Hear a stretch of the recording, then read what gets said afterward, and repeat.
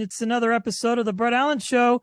We love comedians here on the podcast. We have had the honor of talking to so many greats. Today, we are adding to the list comedian Steve Treviño. We've been trying to get you on the show for a while, but life has been crazy for you. You've been touring, podcasting, and today I understand you were coming from something and got jammed up in traffic. So thanks for your time. No, man, it's my pleasure. And yes, dude, it is, trying to be a good dad, trying to be a good husband, trying to be on tour, trying to podcast, and with everything, it's just sometimes, I don't know if you have kids or not, but I do. I have one. it's funny because people, you have one. The best thing that ever happened to me is my daughter. So let me be clear. But oh my gosh, dude, you had 1 + 1 does not make 2 kids. Dude, it turns into like 40. So we've had our hands full, and I just want to thank you for working around my schedule. Thank you so very much. And I can imagine that sometimes you talk to people on your podcast and they look behind you and go, "What are those?" It's a green screen. I know. It's a funny story. So I was talking to somebody yesterday, another interview for just kind of a one-on-one sort of thing, and he's like, so listen, before we even start this, he's like, I have to ask you, what are all those records in the background? He's like, it's going to drive me insane. And I said, it's just a screen because we're still building it. I just moved to Denver from Northern California, so I'm slowly getting things up and running, and I haven't had a chance to really do any decorating. But this was a cool background, and I've just been using it. So, but yeah. You're one of those guys that left California, that Denver's like, oh, no more of you, please. Texas is the same way. I mean, 90% of the people that have moved into my neighborhood here in Texas are from California. So it's just funny to see kind of this mass exodus of California. Well, I tell you, his mom and stepdad are kind of what drove everything. I can do this from anywhere in the country, and it's true. I mean, a lot of people that I've talked to here are like, oh, why did you come from California to Colorado? It's either that or Texas or Oregon. I mean, just people, I know a lot of people are going to Texas. I mean, I think Joe Rogan was kind of like the big guy that was like, I'm out of here, and did it. And then, I mean, who else could do that and get profile people to like come fly to be on your show? So I mean, that's the big deal. Just to set the record straight, I came back to my home state of Texas way before Rogan did it. Before it was cool. Before it was cool. And by the way, when I was at the Comedy Store, people would be like, man, if you love Texas so much, why don't you go back?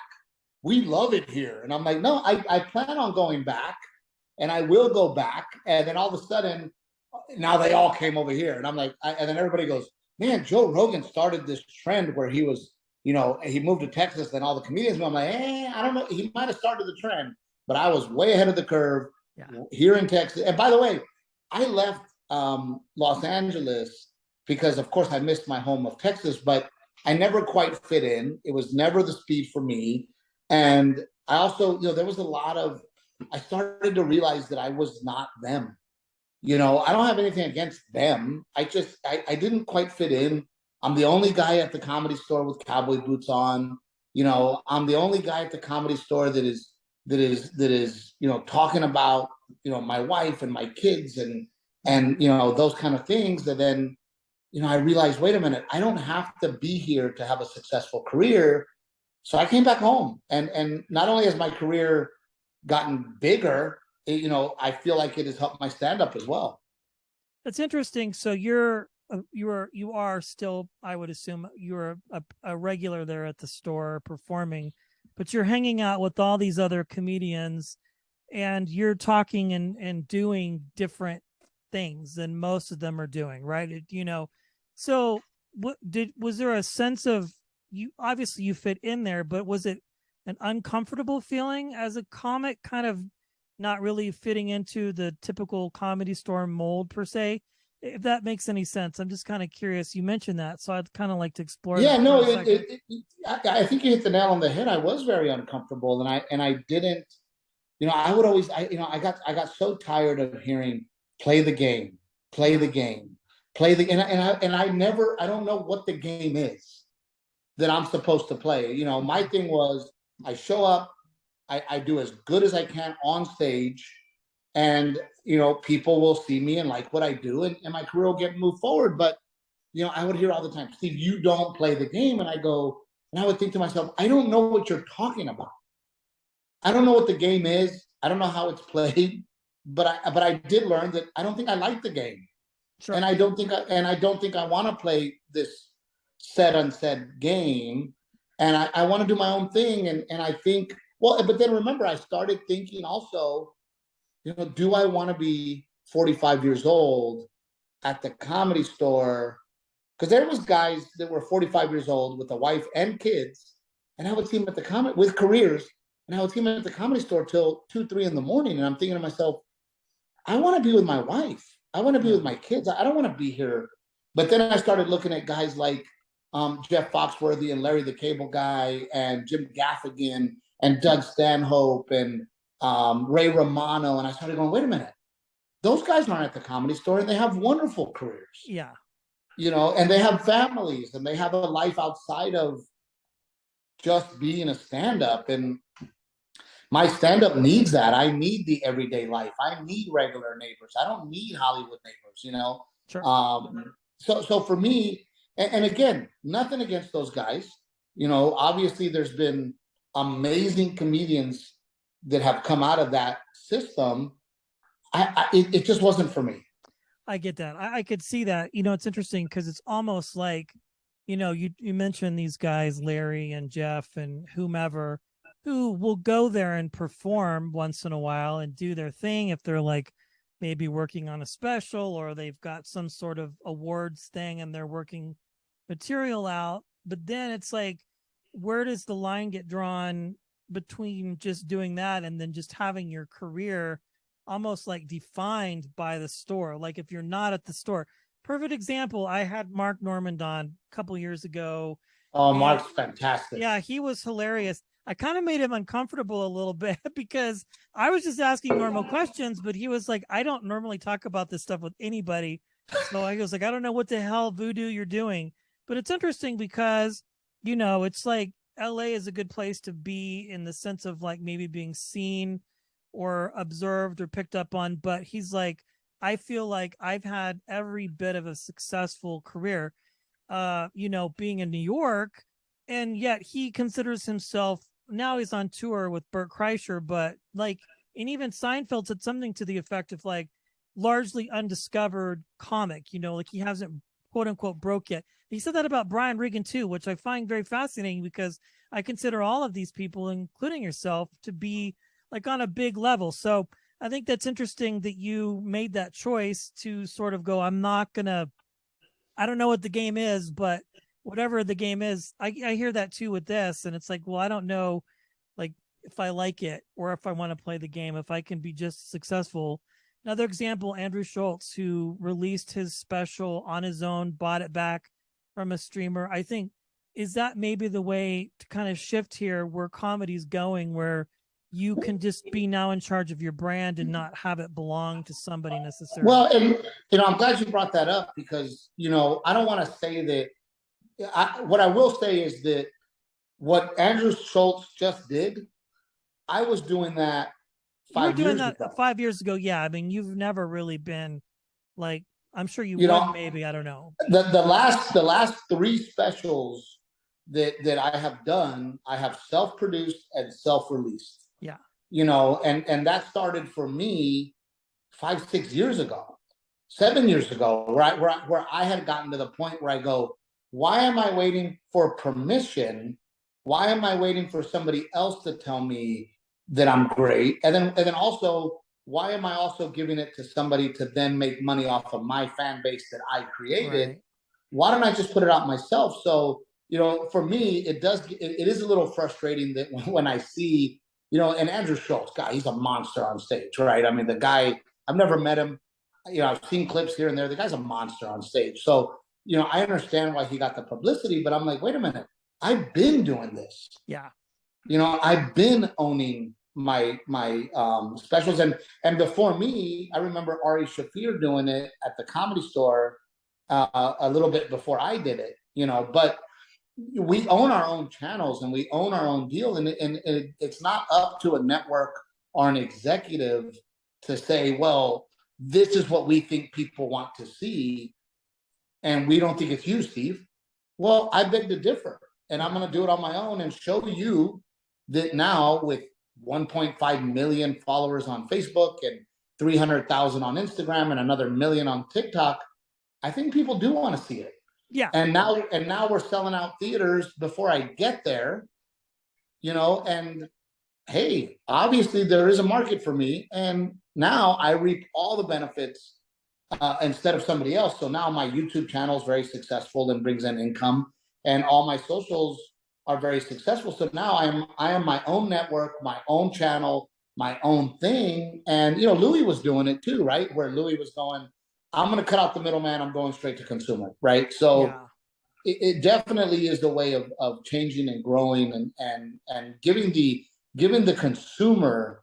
There's a friend of mine named Aaron Watson. He's a country singer, and he sings this amazing song where he tells a story about his experience in Nashville. And one of the great things that he says in that song, he goes, why would I let somebody who cannot play a lick of guitar and can't sing tell me how I should be doing my music? Yeah. And that for me is the same thing, right? Why, when I walk into a network and I go, hey, I know this will be funny, and they go, yeah, we don't think so. And it's like, have you ever been on stage? Have you ever tried to, you know what I mean? Like, yeah, you're the authority on what I do. That's amazing. So it has been a lot of fun, and I'm not opposed to doing the corporate deal if the deal is right, and I'm not going to sit here and tell you that I don't want that sitcom, that I don't want that movie. Of course I do. Of course I want that sitcom, because then you'll get that, right? If I don't say what I just said, all your listeners will be like, oh, he's just saying that because he can't get a deal. That is why I'm saying it, because I can't get a deal. So I'm loving what I'm doing. And I know that eventually, numbers don't lie. The deal will come. Sure. Of course. It's inevitable, especially when you've experienced the amount of success that you have and you've done all the things that you've done. I mean, I would say without a question, you're in the larger majority of all of that versus the minor, because I mean, I hear other, like the Christian comedians and stuff sort of kind of say, well, I wish I could have this and I could have that. I've heard them on normal podcasts, John Crist comes to mind. He was talking with Andrew Santino, and he's like, but you have what so many other people here want to have, you know what I'm saying? And you just keep doing what you're doing. I think you're amazing. I love your stand-up. I've seen your specials. I love your podcast is great. I think it all lends to just a huge level of success and well-deserved. And the thing that I think is appealing to it all, one of the things is that you get to do it on your own terms, which has to feel good at the end of the day, especially when you're a father and a husband and you have kids and, and you haven't, quote unquote, sold your soul, so to speak, to the machine. But I also think that the public, in my opinion, is over this celebrity. They're over this. I live behind my gated community. I'm this big celebrity, and I'm gonna be in this movie because I'm a celebrity. Yeah. I watched a movie last night that has a ton of buzz, and my wife and I absolutely love the movie, and there is no name actors, and it has a buzz, and people are watching. It's called Purple Heart. Oh yeah, and I interviewed a couple people from that. Yeah. A beautiful movie, good movie, and because it's a good movie, it's getting buzz, it's getting traction. People want to watch it. I mean, Everything, Everywhere, All at Once, no name actors, everybody's all over it, right? So I also need to be inspired for my stand-up, because I am an everyday regular guy. I need to live an everyday regular guy life. Yeah. I need to live next door to people who are living an everyday regular life for me to be inspired. And I was in such a rut when I lived in Los Angeles going to the Comedy Store, because I really wasn't living life. Sure. So there wasn't inspiration. There wasn't, a real sense of community and living this very, very normal life that I live. My neighbors, once they got over that I was a comedian, man, we are just friends, Love it. and we talk about our kids and we talk about our wives and we talk about what vacations we like and what we're doing. And that brings inspiration, which then leads to relatability, which then leads to somebody going, oh, Steve and his wife are like us. I love it. You know, That's fantastic. Well, just a couple more questions here. I know we have a tight schedule. You have the podcast. Well, by the way, you got me as long as you want me, man. You've been so accommodating. No, I appreciate that. Your podcast, you're in the studio now. Can you let our listeners and viewers in on that if they don't know what it's about or are not familiar, and where they can listen? It's funny because it is me and my wife, and we call it Steven is Captain Evil.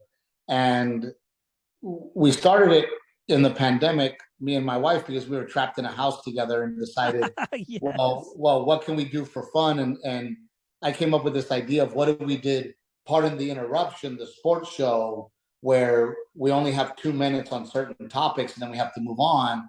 And then I go, but we'll call ours Pardon the Bitching. And then we would pick topics that we could bitch at each other about. And then it organically turned into this podcast. I never wanted to do a podcast. Podcasting for me did not interest me, did not excite me, but it has turned into a weekly journal of mine and my wife's life and the ups and downs of raising kids and our marriage and just having a real honest, open conversation.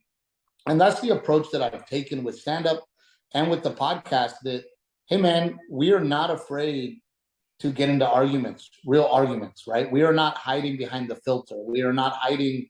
We're not trying to give you this perfect marriage. We're not trying to show you, oh, I'm a celebrity and my wife is the wife of a celebrity. No, we are talking about real stuff. And again, people have gravitated towards it and it's become very successful because I think people are ready for real. Yeah. Not reality TV where we all know now that it's scripted. They want real, and yeah. And there are episodes, man. I'll be honest with you. Renee and I are like, maybe that one shouldn't go out. That was a little rough. Yeah. And then we go, no, let's put it out. So then we put it out. And then coincidentally, those are the episodes that blow up. Those are the episodes that get the most comments. Those are the episodes that people go, I was so on Steve's side. I'm Team Steve on this one, or I'm Team Renee on the, so the more real we are, and I think Howard Stern, that's why he became so successful. Sure. Because he took this regular radio, hey, I'm a DJ attitude and turned it into real conversation. And now, as you know, that's why podcast is so successful. Yeah, 100%. I want to ask you about the challenge coins behind you, because I collect those as well. And those have definitely caught my eye. Let's talk about that, because I think that's probably something that maybe a lot of people might not know about, because I think that's very cool. So do you want to get deep, or do you want me to just give it to you surface level? Either or. I will get deep with you, man. My father is a Vietnam veteran. Yes. My father is a very proud military man. Most of my male relatives went off to follow in my dad's and my uncle's footsteps into joining the military. My dad very desperately wanted me to serve. Mm-hmm. And me and my dad have a wonderful relationship, yet a rocky relationship, yet I get frustrated with him sometimes, but ultimately, I've always wanted to make my dad proud. And unfortunately for me, I had a back injury in high school. I couldn't get in the service. Mm-hmm. So I decided that, okay, I can serve in other ways, right? I've done USO tours before. I always thank the veterans after my shows, let them know that I love them and care about them, because I grew up with a father who is very proud to be in the military, who sacrificed a lot for this country, and who also suffers from PTSD. So then I got approached by a business partner of mine to join Helicopters for Heroes, where last year we raised $800,000 for our veterans. And because, I give it up for veterans and have been now for probably 15 years on my stage, these, people bring these beautiful challenge coins that mean a lot to them, and it means it's their unit, it's the branch that they were in, it was who they served with. And if you don't know the history of it, if you go into a military bar and your coin outranks the other guy's coin, the other guy has to pay. Yeah, I'm a U.S. Air Force veteran, so I totally get it. Yeah, I have. It's great. It's a lot of fun. So be prepared when you go into a place like that. Yeah, no, it's almost like I have to take my collection just to let them know, like, no, I'm stacked. But I also wanted them to know that I take what I say on stage very seriously. These challenge coins behind me are somebody's memories. It's an honor to get them, and I wanted to make sure that I display them in a way to let them know that, hey, man, me and my son, we really care, and we're really happy to have those. So, and of course, those insecurities you have of your father wanting you to serve led me to go, look, Dad, I am serving. Yeah. I didn't do my 4 years. I didn't go into the military, but you know what, man? I am helping veterans every single day by bringing awareness and by raising money and by being an open ear to these guys, because after COVID, we're over 30 a day in our country of veterans committing suicide. Yeah. So if I can bring awareness to that, and on top of that, be there for them, I'm all about it. So that's why those coins are so special, man. That's beautiful, man. Well, I tell you, we have the podcast, which is great. Helicopters for Heroes. We'll link that in our show notes. And I'm excited to see what's next for you. I know you've been busy working and doing traveling. If you're ever in the Denver area, we'll have to come check you out. But I appreciate you, my friend. This has been a pleasure chatting with you. Well, 100%. and just to let you know, I will be in Denver in a couple months, and you do not need a ticket, my friend. You call me personally, and you come backstage, and let's shake each other's hand like men, and sit down in front of each other and hang out. Because anybody that's willing to help me is a friend. Thank you so much.